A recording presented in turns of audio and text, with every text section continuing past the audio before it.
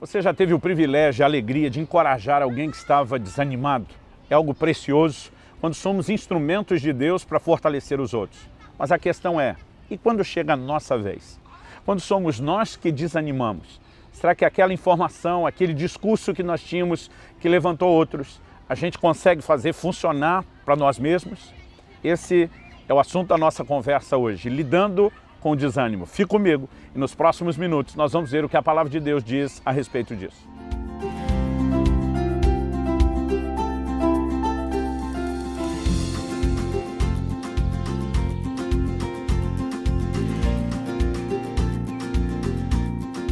Estou hoje em Londres, no St. James Park, passando para trazer mais uma palavra ao seu coração. No livro de Jó, no capítulo 4, dos versículos 3 a 5, nós lemos: pense bem, você ensinou a tantos, fortaleceu mãos fracas. Suas palavras davam firmeza aos que tropeçavam.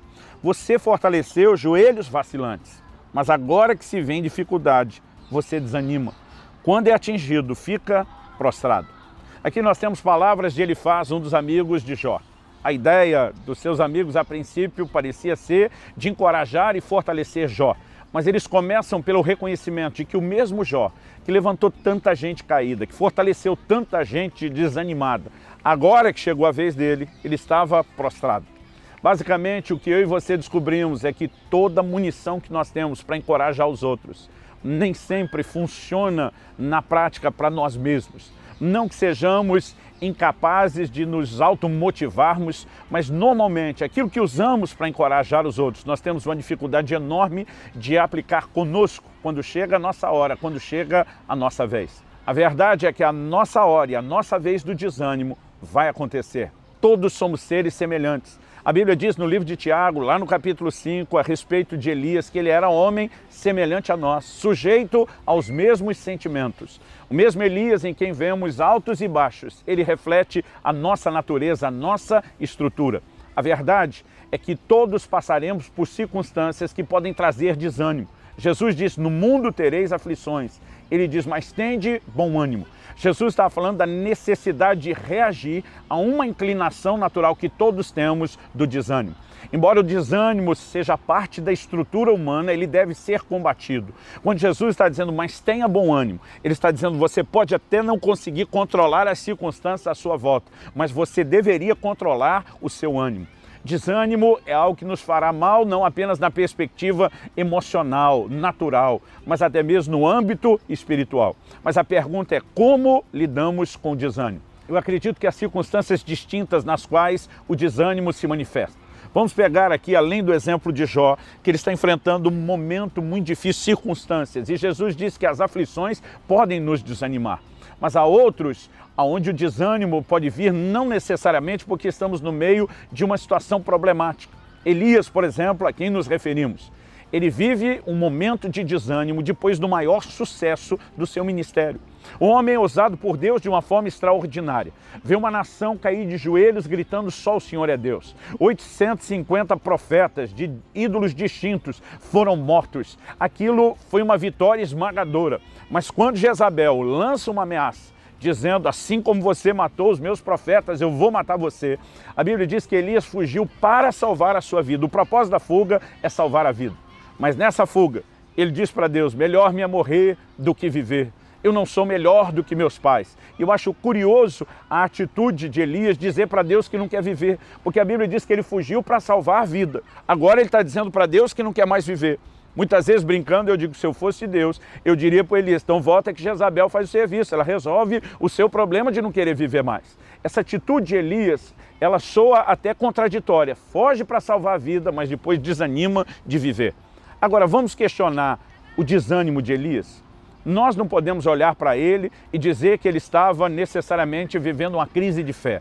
O homem viveu anos de sustento sobrenatural, não apenas os corvos trazendo pão e carne para o seu mantimento, mas Deus depois multiplicando a provisão, o azeite e a farinha na casa da viúva. Esse homem tem uma fé incrível que produz resultados extraordinários. Quando eu olho para ele, eu não consigo enxergar talvez um desânimo proveniente da falta de resultados no ministério.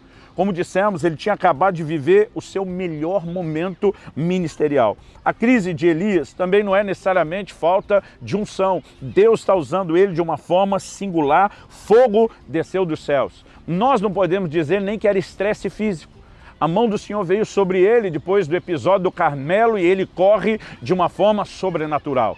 Nesse capítulo 19, ao qual estamos citando agora, depois do episódio de Baal, quando ele está fugindo do seu desânimo, um anjo o acorda para comer. Depois acorda ele uma segunda vez, ordena que ele coma outra vez. E a Bíblia diz com a força daquele alimento. Ele caminhou 40 dias.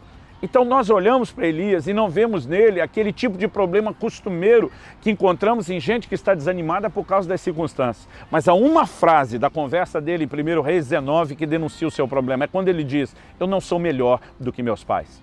De alguma forma, esse homem vivia debaixo do estigma de uma comparação. Eu preciso fazer a diferença. Eu preciso ser diferente comparando com a geração antes de mim. E com aquilo que ele havia pré-estabelecido como meta, ele não conseguiu alcançar. Muitas vezes isso tem trazido tristeza a corações de pessoas que estão vivendo muitas realizações. Eu vejo gente num bom relacionamento com Deus, com uma família estruturada, um casamento abençoado, prosperando às vezes na profissão, no ministério, mas ainda triste, porque alguma coisa que ele estabeleceu como meta, que às vezes Deus nem lhe deu, o fato de não ter alcançado aquilo, lhe traz tristeza, lhe traz desânimo. Outra coisa que podemos ver na declaração de Elias, na frase, não sou melhor do que meus pais, é a inclinação que nós temos de nos comparar uns com os outros. Isso pode ser cruel, mesmo dentro do reino de Deus, porque temos chamados diferentes, propósitos distintos a cumprir, diferentes dons da graça, e quando nos comparamos, isso também pode trazer muito abatimento. A verdade é que Elias está numa crise de expectativas frustradas. Provérbios capítulo 13, versículo 12 diz que a esperança adiada entristece o coração. Gente que está protelando um sonho, uma meta, uma realização há muito tempo, começa a se entristecer porque vê aquilo cada vez mais distante, cada vez mais impossível de se concretizar ou de realizar. Mas a verdade é que, independente de qual seja a origem do desânimo, nós precisamos ter uma postura em relação a isso. A atitude de Elias, inicialmente, ela é de se isolar. A Bíblia diz que ele não apenas foge, mas no meio do caminho ele deixa o seu servo, ele quer ficar sozinho. Normalmente, uma característica do desânimo intenso ou prolongado é que as pessoas se isolam, o que não é sábio. Provérbios 18:1 diz que o que se isola insurge-se, rebela-se contra a verdadeira sabedoria, está buscando só o seu próprio desejo. Nós devemos, em momentos de desânimo, permitir que pessoas se aproximem de nós e nos fortaleçam, nos encorajem, nos ajudem a vencer.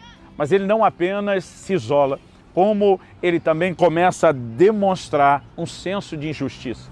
Ele diz para Deus, Senhor, mataram os teus profetas, só eu fiquei.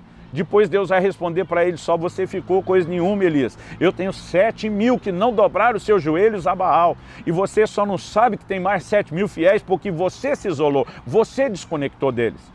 Mas a palavra dele, além de revelar a atitude de isolamento, também mostra esse senso de injustiça.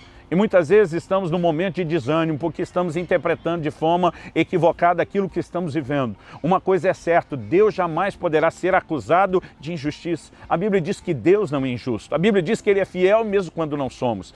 E o caráter de Deus jamais deveria ser colocado em xeque. Quando não entendemos as circunstâncias, é justo admitir até a Deus que nós não as entendemos, mas nunca jamais tratar Deus como se Ele estivesse nos tratando com injustiça. Se essas coisas não forem resolvidas, se a raiz desse desânimo não for tratada, será muito difícil conseguir resultados com ele. A Bíblia diz que Deus fortaleceu Elias. Enquanto ele está nesse desânimo, Elias anda 40 dias e vai parar em Horebe, o monte de Deus, e a Bíblia diz que ele se refugiou numa caverna.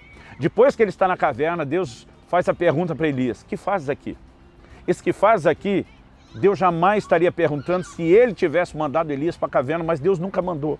Muitas vezes nós nos isolamos, nós nos fechamos nas nossas cavernas emocionais e Deus não tem nada a ver com isso. Mas porque Deus fortaleceu Elias no caminho, talvez ele pudesse até pensar que Deus estava avalizando ou confirmando a decisão dele. Não, Deus só o fortaleceu para que ele não morresse no caminho, não porque Deus queria que o isolamento continuasse ou progredisse. E muitas vezes nós entendemos errado a sinalização. Quando Deus pergunta o que faz aqui, Ele está dizendo, eu nunca te mandei para cá. Aliás, o interessante é que depois que Elias sai da caverna, Deus manda ele pegar todo o caminho de volta. A Bíblia diz que ele está no norte. algo que se pressupõe porque ele está relacionando com os reis do norte. Ele desce para Berseba, que é em Judá no sul, e depois Deus o manda novamente subir ao norte, dessa vez um pouco mais além da capital de Samaria, onde estava a Síria. Em outras palavras, ele teve que fazer todo o caminho de volta. Ele perdeu aquele tempo, aquele trajeto, porque aquela não era a vontade de Deus. Mas algo importante, Deus ordena Elias que saia da caverna. A mesma caverna onde eu e você decidimos entrar em momentos de desânimo, nós precisamos decidir sair. Deus não vai nos tirar de lá à força, na marra. Mas quando ele sai, a Bíblia diz que ele viu um vento forte que fendia as rochas. Isso é além da minha capacidade de compreensão. Ele viu terremoto, ele viu fogo, e a Bíblia diz que Deus não estava nada disso. Então vem um sussurro suave e tranquilo, e a Bíblia diz que Deus se manifestou naquela voz suave. Em momentos como esse, esperamos que Deus faça estardalhaço, barulho para nos tirar de forma extraordinária do desânimo, e normalmente isso não acontece. A forma de sair dele é ouvindo a voz simples de Deus. É nos voltarmos à palavra, a um tempo de oração, é aquietarmos diante dele para que de forma simples, tranquila, ele fale conosco e a gente possa tomar a decisão de vencer o desânimo que está nos vencendo.